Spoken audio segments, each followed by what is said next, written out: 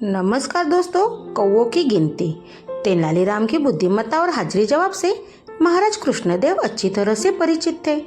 इसलिए महाराज कई बार तेनालीराम से ऐसे सवाल पूछते थे जिसका जवाब देना मुश्किल होता था।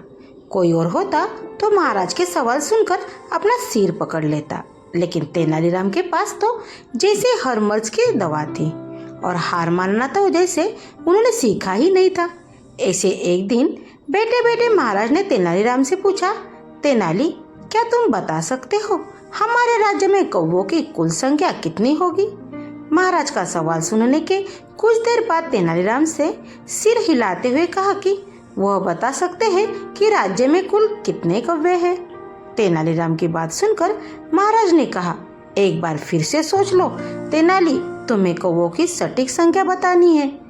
महाराज जानते थे कि कौवों की सटीक संख्या बताना मुश्किल है, फिर भी वह जानना चाहते थे कि आखिर तेनाली कैसे पूरे राज्यों के कौवों की संख्या का पता लगाएगा।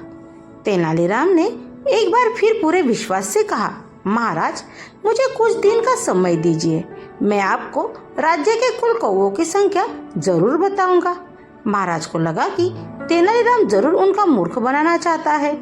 महाराज ने तेनालीराम से कहा कि अगर वह ठीक एक सप्ताह बाद उन्हें राज्य के कौवों की संख्या नहीं बता पाया तो उसे मृत्युदंड दिया जाएगा।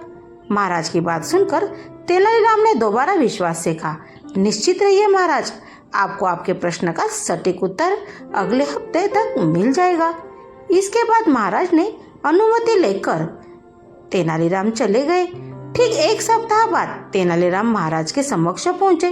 तेनालीराम ने कहा, महाराज, मैंने हमारे राज्य के कुल कौवों की संख्या का पता कर ली है। हमारे राज्य में कुल 2,20,021 कौवे हैं।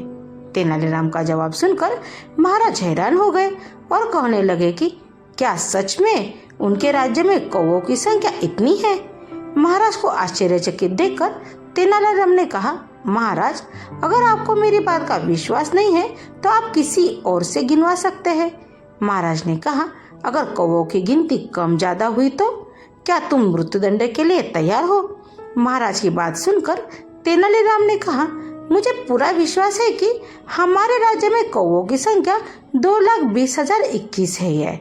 अगर इनमें से कुछ कम ज्यादा हुए तो कुछ जरूर कौवे राज्य से बाहर अपने रिश्तेदारों के यहाँ गए होंगे या फिर कुछ कौवे राज्य में अपने रिश्तेदार कौवे के पास आए होंगे। तेनालीराम का जवाब सुनकर महाराज दंग रह गए। महाराज को उनके सवाल का सटीक जवाब मिल चुका था और वह तेनालीराम की बुद्धिमत्ता के कायल हो गए।